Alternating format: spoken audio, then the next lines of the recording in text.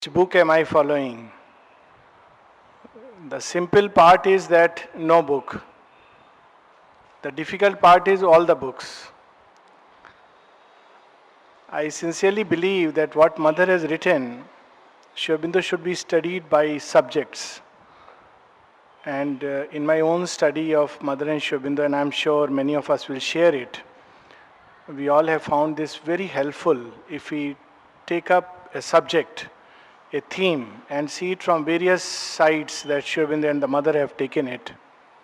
It gives a much more complete and vaster picture. Secondly, it avoids a very rigid mental structuring. So it allows the freedom, if not of the infinite, but freedom of the vast finite. As to the theme, the broad theme is life and yoga, but the focus is on life, on its evolutionary journey through yoga. What Sri Aurobindo has called as the supramental evolution. The Mother has worked it out in the new creation.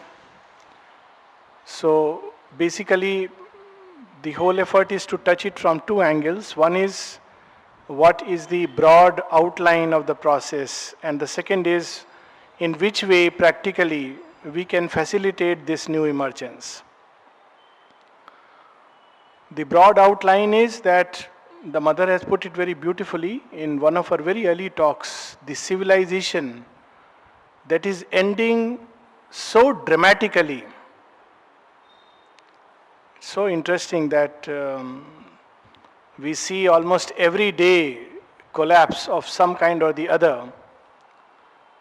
So she says that the civilization which is ending before us so dramatically was built on the power of the mind. And we need not attempt to discuss what it has done with the earth. She leaves it at that. It was built by the power of the mind, not mind at its highest, of course, but mind at its mind entrenched in matter, dependent entirely on the sense data, except here and there it tried to liberate itself from this first shackle.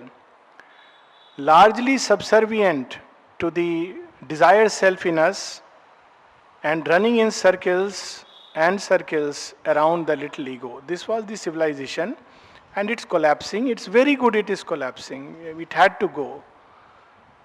In fact, the Mother in one of her passages says that there is a whole section of humanity which is destined to collapse back because she says it is part of the abortive attempt of nature. Sri Aurobindo describes it in another place where he says, man by his nature is a transitional being, and puts all of us, especially for my profession, in a very uncomfortable spot when he says, man is an abnormal seeking after his normalcy. So it is not that this person is abnormal or that person. By nature, man is an abnormal.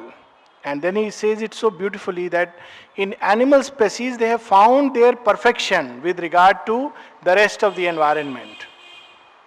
So animals don't go into conflict unless they are humanized, unless they begin to live by human beings and get all the bad habits.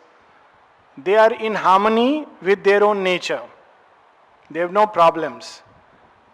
But human beings experience constantly an evolutionary conflict or a conflict at the horizontal level. They have not yet found their own harmony. They are ill at ease. We are all creatures who are kind of abnormal but seeking after our own normalcy.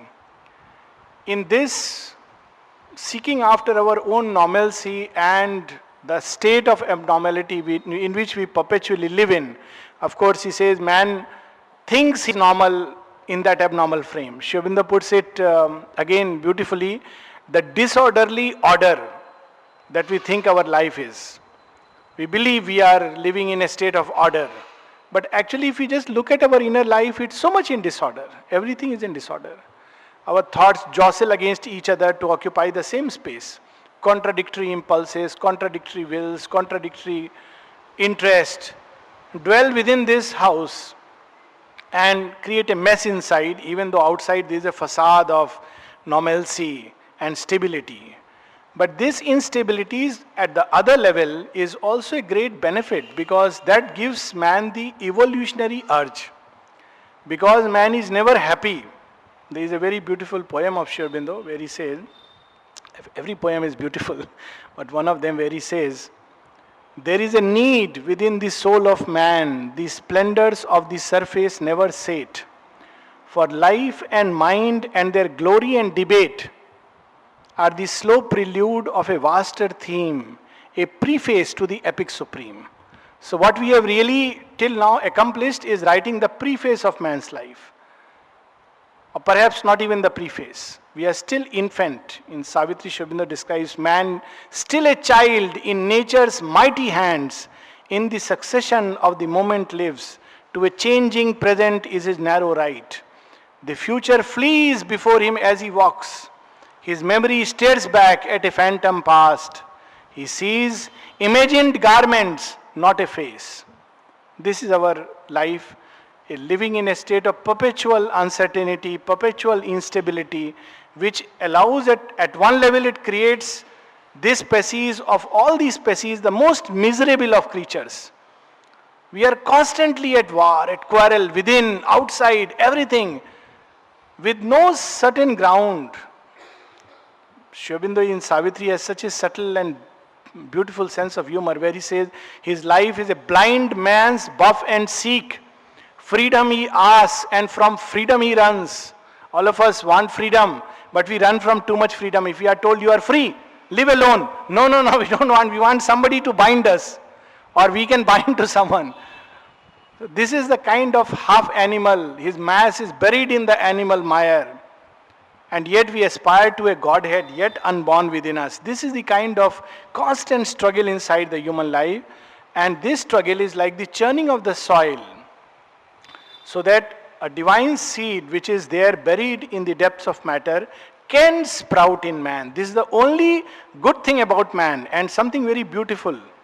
That unlike the animal, he is the only one in which the divine spirit can sprout and grow and arrive at its full perfection. And that is the true business of man, if there is a business. So this is the broad evolutionary journey, and individuals, nature has tried to exceed man. But every time it has done it, it has not been able to harmonize the evolution with the rest of its nature. That is why there is a term called eccentric genius or eccentric freaks. So if you are a genius and if you are not eccentric, people doubt whether you are a genius or not. And if you are an eccentric, people begin to wonder maybe you are a genius because you are eccentric.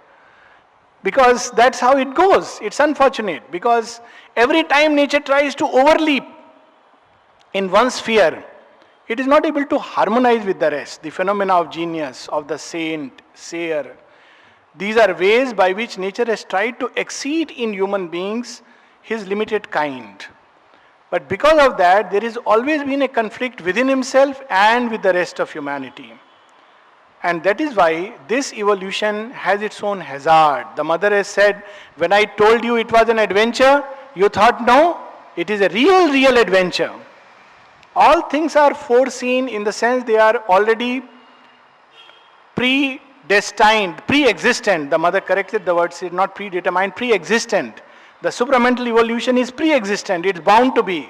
But the road to it is entirely new. And this road is not a matter of few days, few years, few decades. But as the mother says, the path stretches through 1,000 years. But if you look at the human evolution stretching through 150,000 years, then these 1,000 years look very less. And what would have been, we can surmise, if we go back a little, what would have been the state of evolution when man was born amidst the apes? He lost the swiftness of the best monkey, he lost the strength of the gorilla, he lost the sure instinct of the animal world. What did he have? A very small flickering lamp of reason. That's all was given to him by nature and said, now proceed. Nobody to help, no guide, except this little mental consciousness stirring inside his brain. And he has to fight against formidable enemies. He's no match to gorilla, he's no match to lion, he's no match to bears. He's no match to even the crawling scorpion. Now we have treatment and all. He knew nothing. There were no doctors, fortunately. And yet man survived. Probably better than with all the doctors, us out here. He survived millions of years. It's amazing how evolution works. And what did nature do to equip him to go through this evolutionary journey? One little change. He stood erect. Of course, even gorillas, some gorillas do stand erect. One little change nature did. Look at the wisdom of nature. It simply changed his thumb. The first evolutionary change that took place was that the thumb changed. Instead of being flat, it could rotate. The remote control, the television era was already foreseen with this little rotation. The second thing was with regard to the birth of the baby. Human beings are the only one where you don't have a developed brain. Till 2 years, the brain substance begins to grow, and it was a whole complex process because childbirth, when man stood up, so childbirth became very complicated. In animals, childbirth is very easy. In man, it's difficult because when you stand up, the whole pelvis has to be restructured. And so to create at the same time, this is becoming the seat of consciousness, the mental will. And therefore, the brain is to grow for the next 2 years. So babies have a hazard till next 2 years. So it created not only single parent, double parent and grandparenting, all kinds of things nature has foreseen. Created that instinct inside. At the same time, the brain skull will not close for the next 2 years, so that it allows the brain to expand. Now all this foresight and wisdom has gone into the making of man. And yet man had to struggle against the vital world. So when man came, there was a conflict between the mental consciousness and the vital consciousness. The vital seemingly much more powerful, and mental just newborn. Now mind has reached its entire peak. We have all that mind could produce. We have the television and the jet age and space age and internet and everything. We are at the top of the world, and now this will be pulled down. And a similar conflict comes because now it is the mental world versus the psychic and the spiritual. So the mother says the old civilization which is collapsing was built by the power of the mind. So we will see another kind of conflict. The human evolution was a conflict between the vital and the mental. Now we see a conflict between the mental and the spiritual and the psychic. And the mother says in 2 passages, one of them she says, this can be a very serious conflict because there are powers at disposal which are far more dangerous. Imagine gorillas and man, if they fought, at the most they had physical strength, maybe some stones. Till man discovered fire, he had no real power. But imagine if a conflict takes place now, what will be the magnitude of the conflict? Because we have not stones, but stones that can destroy cities. They are still stones, but stones which are charged with such power that they can destroy mega cities. So this is the kind of power that mind has. On the other side, psychic and spiritual impulse is still little baby. The mother says this new bird is born, but it's like an infant. It is like a baby. What will protect it? What will safeguard it against the mental monsters which are not allowing, which will not allow this passage to be easy? Because in animal there is a harmonious instinct, but in human beings there is a very different kind of an instinct which has come. Not just an ego, but a perversity, as he says, which has come with the mind. So this is going to be a very different kind of an evolutionary journey. And it is not going to be an immediate journey. That also Aurobindo says. He says this will be a journey from materialized mind. Straight away we will not jump into a spiritualized consciousness. But we will first enter into the domain of the vital subjective. In fact, he says that it will be a turn towards a subjectivism. Just before this age, and we see this all much of postmodernism and lot of hippie revolution and all this that came up, was a turn to the subjective.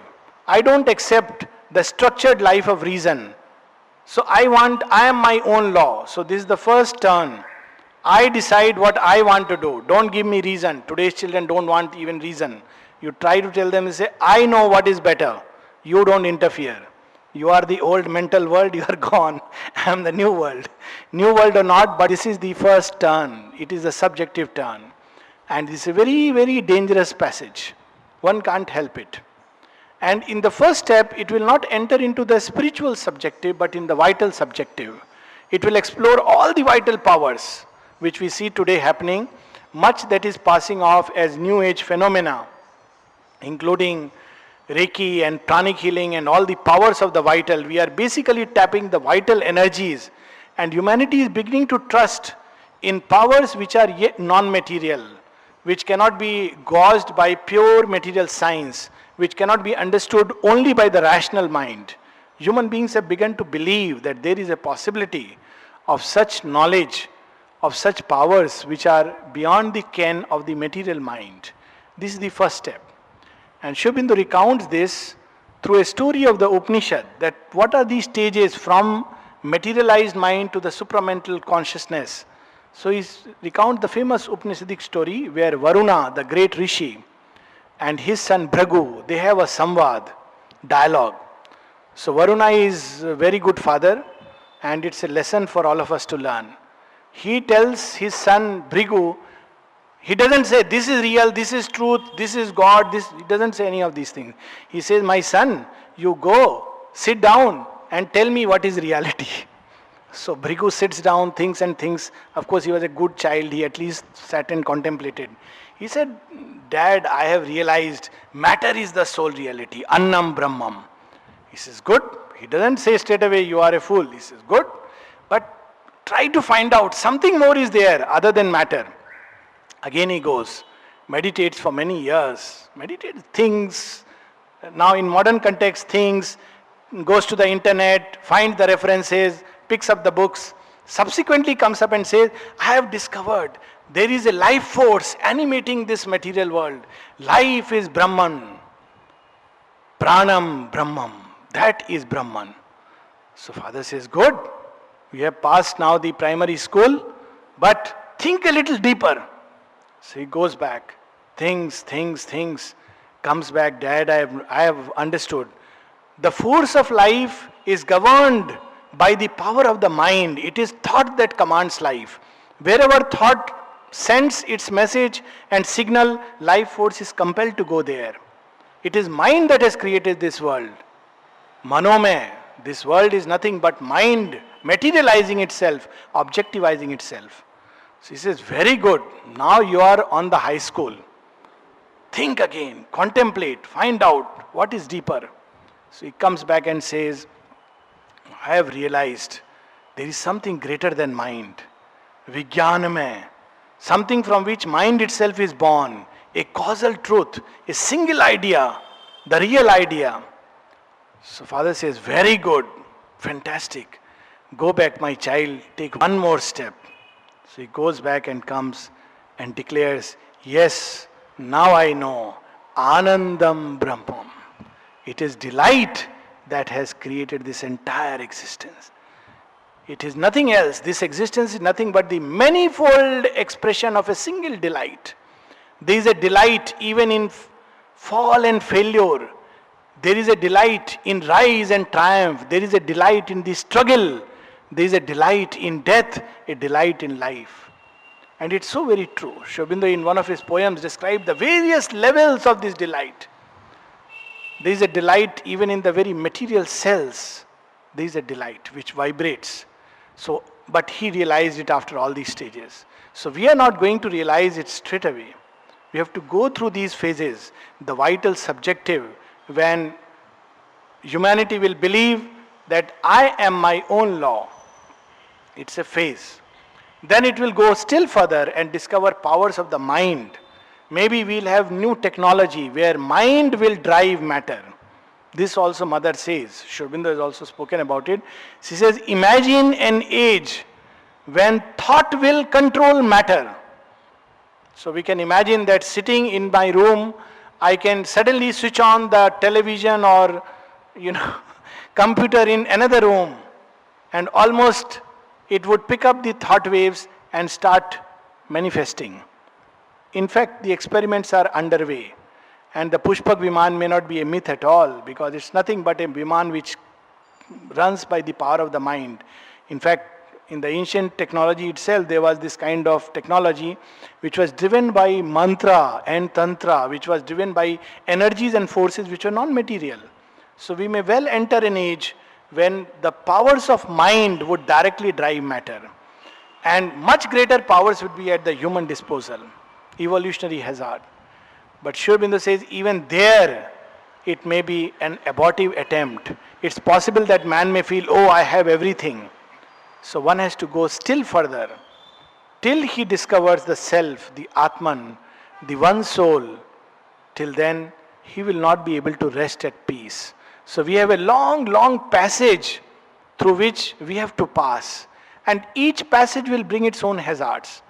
When humanity passes through the vital passage, it will rush impatiently into any power and hold it and declare, this is the spiritual, this is the supramental. I think last time we were speaking of this, anybody seeing any vision believes that this is supramental. All kinds of things people will discover.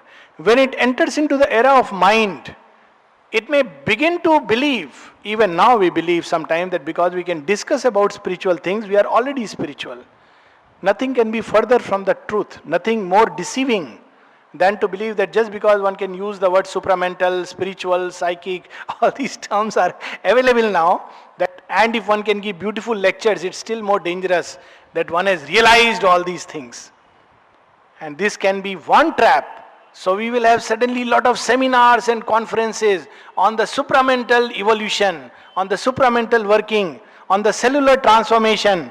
But those same people, when they get back home, they will fight with maybe, with fists and blows, hurl abuses at each other, because after all, it's very easy to speak. And Sri Aurobindo speaks about the dangers of all this passage and bids us not to stop halfway. There is one place where he especially cautions us, because he has given this ideal and we are very impatient. We want this new creation to just realize in front of our eyes in our own lifetime. Before we die, how nice if we are supramentalized. At least I'll become immortal. And if I can genetically pass it on to my children, how nice. At least my family will become immortal. But Sri Aurobindo says, if we do not get beyond the mere holding of the ideal and its general influence in human life, this little is all that mankind will attempt in the future.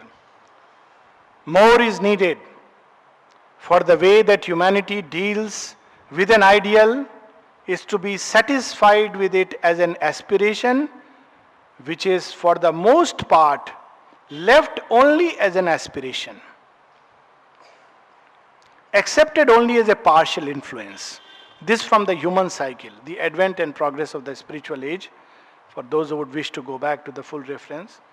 The ideal is not allowed to mold the whole life, but only more or less to color it. So we like to speak about spiritualization, we like to speak about psychic and supramental transformation. So it is allowed to color it. It is often used, now this is still greater caution, because mind, when it catches an ideal, it does this. So he says, it is often used even as a cover and a plea for things that are diametrically opposed to its real spirit. Oh, we are all getting supramentalized, so this is all acceptable. After all, we are all a type of humanity with all our crankiness, so everything is fine because after all it is supramental. So he says, diametrically opposed to the real spirit. Institutions are created which are supposed, but too lightly supposed to embody that spirit. And the fact that the ideal is held, the fact that men live under its institutions is treated as sufficient. That becomes the formation of a creed or a church or a theology, that it's enough to join. But here Sri Aurobindo says, it's not only not enough, it can be very dangerous if we just only accept it mentally and don't try to live it.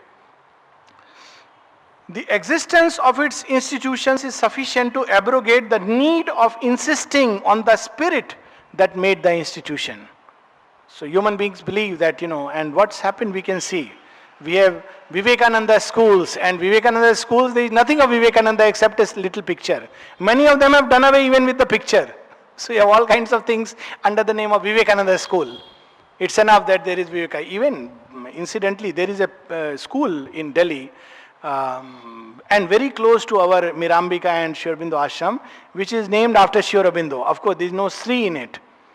And recently or sometime back, there was a murder in that school. And a lot of people started, wondering what has happened in Sri Aurobindo school. And one has to explain that, look, this has nothing to do, absolutely nothing to do with Sri Aurobindo. But the name is there. So she is cautioning us. But spirituality is in its very nature a thing subjective and not mechanical. It is nothing if it is not lived inwardly, and if the outward life does not flow out of this inward living. Symbols, types, conventions, ideas are not sufficient. And then with a very beautiful touch of humor, Sri Aurobindo says, a spiritual symbol is only a meaningless ticket. Unless the thing symbolized is realized in the spirit. We may hold a symbol and proudly flash it around, but it's a ticket. When the real conductor comes and sees, we say the symbol says, have you realized it? No, sir. Please stay out. As we read the other day of the mother's experience of 3rd February 69, the experience of the great boat. What were they asked? This. Have you realized it? Are you ready? And this readiness is the real thing. A spiritual convention may lose or expel its spirit and become a falsehood. There is a spirit that builds an institution, and if we expel the spirit, it turns into a falsehood. A spiritual type may be a temporary mold into which spiritual living may flow, but it is also a limitation and may become a prison in which it fossilizes and perishes. A spiritual idea is a power, but only when it is both inwardly and outwardly creative. So these are the hazards of the journey that Sri Aurobindo points out that one has to go through step by step. So what should be our role? Last time we read a little bit about renunciation. How does this renunciation differ from the normal renunciation in the other yogas? Number one, as the mother says, this renunciation in our yoga is not something which is even to be talked about. If you are still happy with the ordinary life and its ways, please by all means enjoy it. But know that this will take us this far and no further. She uses the word, what is the sign of readiness for the spiritual life? One is so disgusted with the ordinary life as it stands today. One feels stifled in it, as if in a prison. One finds it not only insufficient, but thoroughly inadequate. And she says that is the sign that one is ready for the path. So this is a renunciation which should be natural and spontaneous. That's why she says in one of her conversations that I don't even like to use the word sacrifice. Why? Because sacrifice gives the feeling that I am giving something which I hold precious. If you think it is very precious, please keep it. The divine doesn't want it. But if you really feel that the divine life is worth living, worth aspiring, then it is a sign of readiness. Second difference is that while in traditional yoga one renounces the objects, in this yoga it is not the object but the motive in dealing with the object. Everything is there, all the activities of human consciousness, from sports to business to politics to everything possible, human relationship to eating, to studying medicine, science, art, painting, everything is there. But the whole motive must change. So the renunciation is an inner process, not an external one.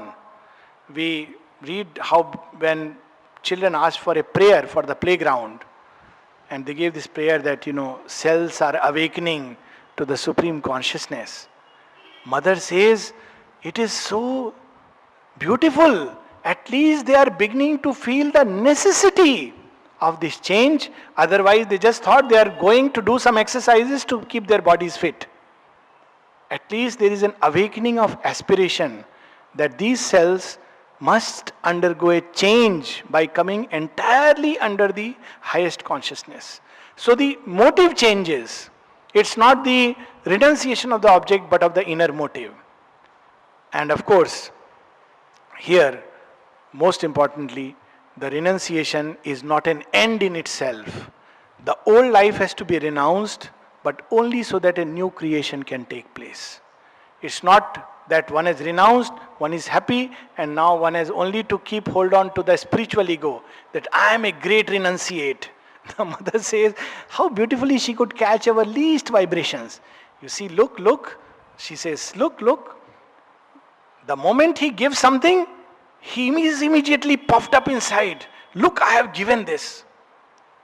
And of course, all great spiritual beings knew this. There is a story of how somebody went to Sri Ramakrishna and offered him a shawl.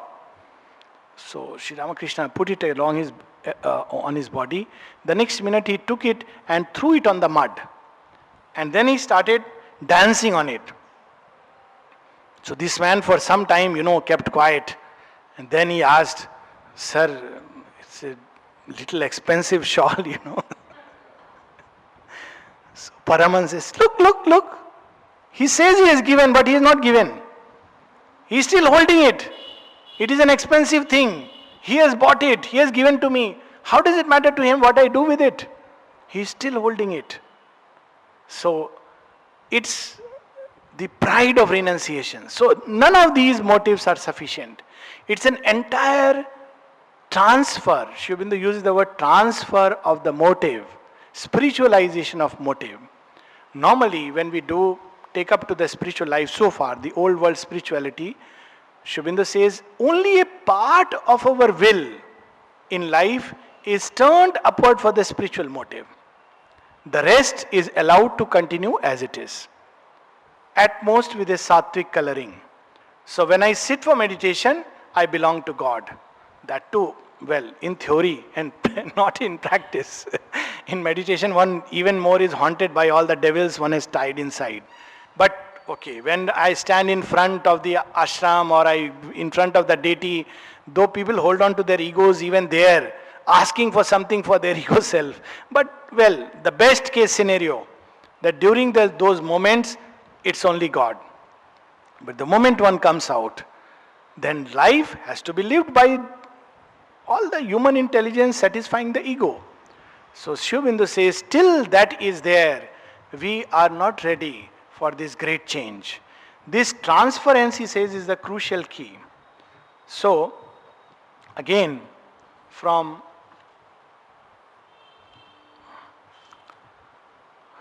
partly from the Mother's Writing, Volume 2, and then we'll partly read from Human Cycle. This part is from the Mother's Writing, Volume 2, in her talk to women of Japan.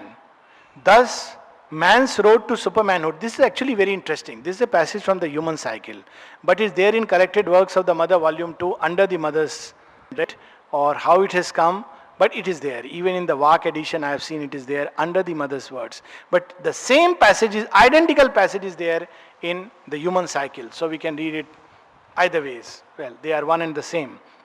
Thus, man's road to supermanhood will be open when he declares boldly that all he has yet developed, including the intellect, of which he is so rightly and yet so vainly proud. The only thing worthwhile human beings feel proud about is this. And she says, so vainly proud, is no longer sufficient for him. As long as we think this is sufficient, this can know, this can judge, this can decide. There is nothing greater than this. Even for spiritual life, it is this which decides. Till then, we are not ready. The road doesn't open. The road opens when we declare boldly, because it's a leap of faith and courage. The moment one says it, one is regarded as an eccentric. Oh, you have lost your mind. Little realizing that this loss is the process to a greater self-finding. The mother has gone on to say, it's possible that the very organ may disappear through which reason is used. I have a feeling that so many cases of dementia which are on the rise may well be a nature's process. The very organ may disappear because it has served its purpose. These are mother's words. She speaks of it. That reason of which he is so much proud is no longer sufficient for him, and that to uncase, discover, set free this greater power within shall be henceforward his great preoccupation. Then will his philosophy, art, science, ethics, social existence, vital pursuits be no longer an exercise of mind and life for themselves in a circle, but a means for the discovery of a greater truth behind mind and life, and the bringing of its power into our human existence. The secret of the transformation lies in the transference of our entire center of living to a higher consciousness, and in a change of our main power of living. This is the momentous change. All motives have to be spiritualized. In everything, we have to do it keeping in mind the great goal. How it is going to help me in my goal, either in arriving at it or in expressing it. These are the only two criteria, no other criteria.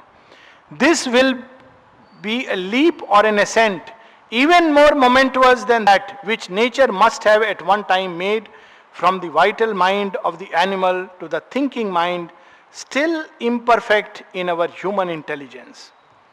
The central will implicit in life must be no longer the vital will in the life and the body, but the spiritual will of which we have now only rare intimations and dim glimpses. And what this means, this change? This means the higher perfection of the spiritual life will come by a spontaneous obedience of spiritualized man to the truth of his own realized being. This is the passage. Animals spontaneously obey instinct. Man has to consciously surrender to the higher self and obey that. For this spontaneity will not be instinctively and subconscient. It will be intuitive and fully integrally conscious. So instead of reason, he lives by an integrally intuitive consciousness. It will be a glad obedience to a spontaneous principle of spiritual delight. How beautiful. We are not moved by the struggle of desire, seeking happiness and getting two sorrows free in return. The old policy of nature, buy one happiness, get 5 sorrows free. But instead, everything is a movement of delight. What we call as pain is a movement of delight. What we call as pleasure is a movement of delight. And what we yet do not know as pain or pleasure is yet a movement of delight. So, principle of spiritual delight, to the force of a unified and integralized highest truth. A truth that knows and sees spontaneously the totality and yet acts locally. It doesn't go through the process of mind and reason, but direct seeing. Largest beauty, good, power, joy, love, oneness. Man's true freedom and perfection will come when the spirit within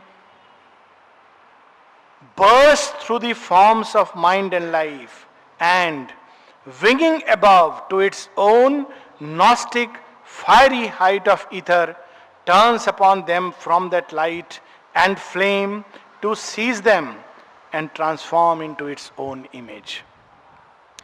So the second suggestion was that keep the watch in front. So we will close here. Thank you. We'll continue it next week.